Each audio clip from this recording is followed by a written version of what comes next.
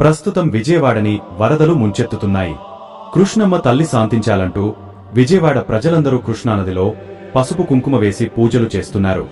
కృష్ణానది ఉధృతి మరింతగా పెరిగితే ఆ నీరు దుర్గమ్మ తల్లి ముక్కుపుడకను తాకితే ప్రళయం వస్తుంది అని బ్రహ్మంగారు కాలజ్ఞానంలో చెప్పారు. దుర్గమ్మ తల్లికి ముక్కుపుడకకి కృష్ణానదికి ఉన్న సంబంధమేంటి? వరద నీరు దుర్గమ్మ ముక్కుపుడకని తాకితే ఏం జరుగుతుంది? ఇలాంటి ఎన్నో విషయాల గురించి వీడియోలో చెప్తాను. ఖచ్చితంగా వీడియోను చివరి వరకు చూడండి. మొట్టమొదటిసారి దుర్గమ్మ తల్లి విజయవాడలో వెలసినప్పుడు అమ్మవారు వెలిసిన ప్రాంతం మొత్తం ఒక పెద్ద కొండలా ఉండేది. ఒకసారి బ్రహ్మదేవుడు సహ్యాద్రి పర్వతం మీద కూర్చుని శివుడికి, విష్ణువుకి తపస్సు చేస్తూ ఉంటాడు. అప్పుడు శివుడు ఉసిరి చెట్టు కింద, అలానే విష్ణువు రావి చెట్టు కింద బ్రహ్మదేవుడికి దర్శనమిస్తారు. అలా కొన్ని సంవత్సరాల తర్వాత రెండు చెట్లు నదీ రూపాలుగా మారి ఒక చెట్టు కృష్ణానదిగా, ఇంకో చెట్టు వేడి నదిగా ప్రవహిస్తుంటాయి. ఆ విధంగా రెండు నదులు ప్రవహిస్తూ సతారా అనే ప్రదేశంలో ఒకటిగా కలిసి కృష్ణవేణి నదిగా మారుతుంది. ఆ విధంగా కృష్ణవేణి నది ప్రవహిస్తూ వెళ్తుంటే ఆ నది ప్రవాహానికి దుర్గమ్మ తల్లి వెలసిన కొండ అడ్డుగా వస్తుంది. అప్పుడు కృష్ణవేణి నది చాలా వేగంగా వచ్చి ఆ కొండను జీ కొడుతుంది. అప్పుడు నీటి అల ఒకటి వెళ్లి దుర్గమ్మ తల్లి ముక్కుపుడకను తాకబోతోంది. అప్పుడు సాక్షాత్తు దుర్గమ్మ తల్లి మాట్లాడుతూ, ఇప్పుడు సమయం కాదు, ప్రళయం వస్తుంది, అప్పుడు మాత్రమే వచ్చి నువ్వు నా ముక్కుపుడకను తాకాలి. ఇది యుగాంతానికి సంకేతం. ప్రస్తుతానికి నాకు ఒక రంధ్రం చేసుకుని నువ్వు ప్రవహించు అని అమ్మవారు కృష్ణవేణి నదికి చెబుతుంది. అప్పుడు కృష్ణవేణి నది చాలా వేగంగా వచ్చి అమ్మవారి కొండను తాకుతుంది. అప్పుడు కొండ మూడు కొండలుగా విడిపోతుంది. అందులో ఒకటి ఇప్పుడు మనం చూస్తున్న ఇంద్రకీలాద్రి దుర్గమ్మ తల్లి కొలువై ఉన్న కొండ, రెండోవది మంగళగిరి పానకాల నరసింహస్వామి ఉన్న కొండ, మూడవది యనమల కుదురు శ్రీరామలింగేశ్వర స్వామి కొండ. ఇంద్రకీలాద్రిలో దుర్గమ్మ తల్లి, మంగళగిరిలో శ్రీ మహావిష్ణువు, యనమల కుదురులో శివుడు. ఈ విధంగా దేవుళ్ళు అందరూ కలిసి మన విజయవాడలో వెలిశారు. ఎన్ని వార్తలు వచ్చినా యుగాంతం జరిగే వరకు కృష్ణవేణి నది దుర్గమ్మ తల్లి ముక్కుపుడకను తాకదు. ఒకవేళ కృష్ణానది దుర్గమ్మ తల్లి ముక్కుపుడకను తాకితే ప్రళయం రావడానికి అదే సంకేతం. దుర్గమ్మ తల్లి మొదటిసారి విజయవాడలో వెలసినప్పుడు అమ్మవారు చూడ్డానికి చాలా భయంకరంగా ఉగ్రరూపంతో ఉండేవారు. అంతేకాకుండా సాయంత్రం 6 దాటితే అమ్మవారు విజయవాడ మొత్తం తిరుగుతూ ఉండేవారు. అందుకని చాలా మంది ప్రజలు అప్పట్లో 6 దాటితే ఇంట్లో నుంచి అడుగు బయట పెట్టేవారు కాదు. అప్పట్లో మాధవవర్మ అనే రాజు విజయవాడ నగరాన్ని పరిపాలిస్తూ ఉండేవారు. ఈయనకి అమ్మవారంటే చాలా భక్తి. ప్రజలందరూ అమ్మవారిని చూడడానికి భయపడుతుంటే మాధవవర్మ మాత్రం రోజు అమ్మవారి దగ్గరకు వెళ్లి పూజలు చేస్తూ ఉండేవారు. మాధవవర్మకి ఎన్ని సంవత్సరాలు అయినా పిల్లలు పుట్టలేదు. అందుకని ప్రతిరోజు దుర్గమ్మకి చేసే పూజలో అతనికి సంతానం కలగాలి అని కోరుకునేవాడు. అలా ఒకరోజు మాధవవర్మ కోరుకున్న కోరిక నెరవేరింది. మాధవవర్మ భార్య ఒక మగ పిల్లవాడికి జన్మనిచ్చింది. ఇదంతా దుర్గమ్మ తల్లి చేసిన సహాయం అనుకోని మొట్టమొదటిసారి మాధవవర్మ దుర్గమ్మ తల్లికి ఒక గుడి కట్టించారు. మాధవవర్మ తన కొడుకును చాలా క్రమశిక్షణతో పెంచుతాడు. యువరాజుకు అన్ని రకాల విద్యలు నేర్పిస్తాడు.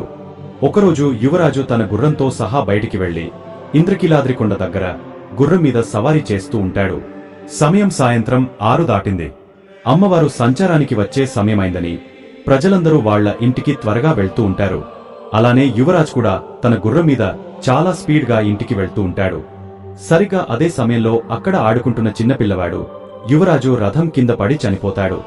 అప్పుడక్కడికి వచ్చిన పిల్లవాడి తల్లి గుండెలు పగలేలా ఏడుస్తూ తన కొడుకు శరీరాన్ని 2 చేతులతో తీసుకుని న్యాయం కోసం రాజు దగ్గరకు వెళ్తుంది. అసలు విషయం తెలియని మాధవవర్మ తప్పు ఎవరు చేసినా వాళ్లను వెతికి పట్టుకుని తగిన శిక్ష పడేలా చేస్తామని తల్లికి మాట ఇస్తాడు. చివరికి ఆ తప్పు చేసింది తన ఒక్కగానొక్క కొడుకే అని తెలియగానే చాలా బాధపడ్డాడు. అయినా సరే తాను ఇచ్చిన మాట కోసం ఆ తల్లికి న్యాయం చేయడానికి తన మంత్రిని పిలిచి ఈ తప్పుకి శిక్ష ఏంటి అని అడుగుతాడు. మరణ శిక్ష అని మంత్రి చెప్పాడు.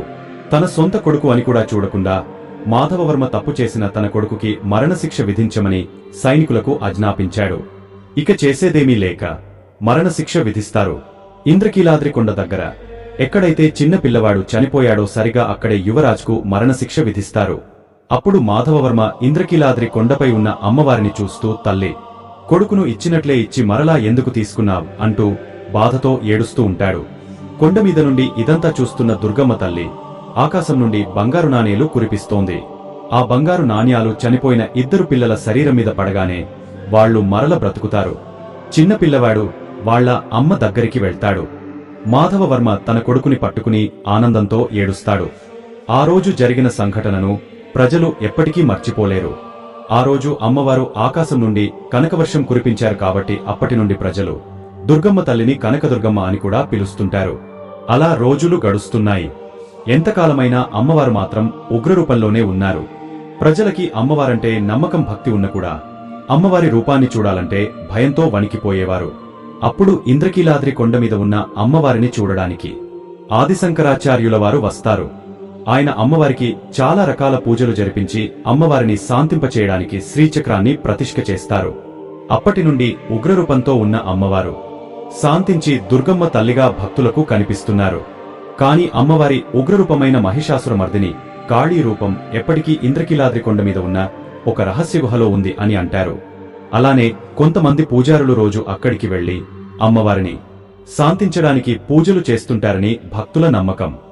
ఎన్ని సంవత్సరాలైనా కూడా అమ్మవారు ఇప్పటికీ అప్పుడప్పుడు విజయవాడలో రాత్రి సమయంలో తిరుగుతూ ఉంటారని చాలా మంది చెబుతుంటారు. ఒకసారి ఒక నిరుపేద ముసలతను పొట్టకుడి కోసం రిక్షా తొక్కుతూ తన జీవితం గడుపుతుంటాడు. ఒకరోజు ఎంత ఎదురు చూసినా ఒక్కరు కూడా రిక్షా ఎక్కలేదు. అలా చూస్తూ చీకటి పడిపోయింది. అయ్యో ఏంటి ఈ రోజు ₹1 కూడా సంపాదించలేదని బాధపడుతూ చివరికి ఒక సినిమా హాల్ దగ్గరకెళ్లి నిలుచుంటాడు. ఎక్కడైనా ఎవరైనా రిక్షా ఎక్కితే బాగుండు, డబ్బులు వస్తాయనుకుంటూ ఉంటాడు.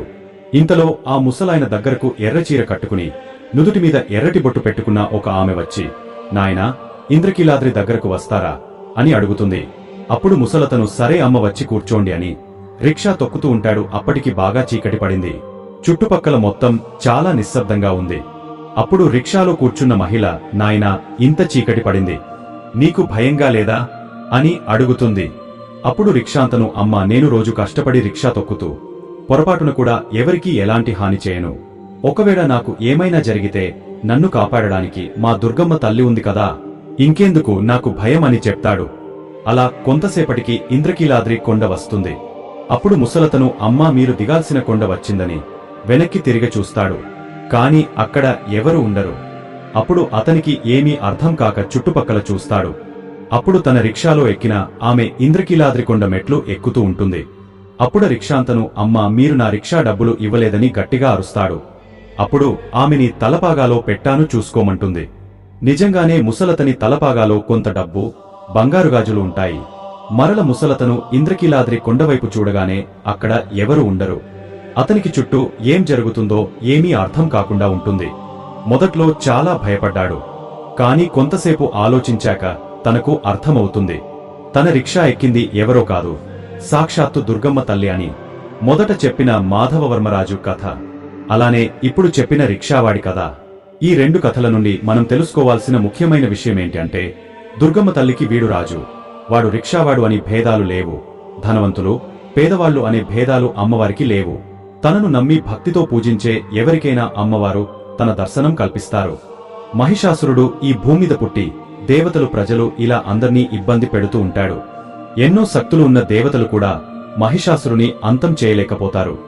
దాని కారణం ఏంటి అంటే, తపస్సు చేసే వాళ్లు నన్ను చంపలేరు అని మహిషాసురుడు బ్రహ్మదేవుడు నుండి వరాన్ని పొందుతాడు. అందుకని ఎన్నో శక్తులు ఉన్న దేవతలు అందరూ ఎప్పుడొకప్పుడు తపస్సు చేసే ఉంటారు. అందుకనే వాళ్లు మహిషాసురుని చంపలేకపోతారు. ఎలాంటి శక్తులు లేని సామాన్య ప్రజలు ఎలానూ మహిషాసురుని చంపలేరు. ఆ విధంగా మహిషాసురుని ఎవరూ చంపలేకపోతారు.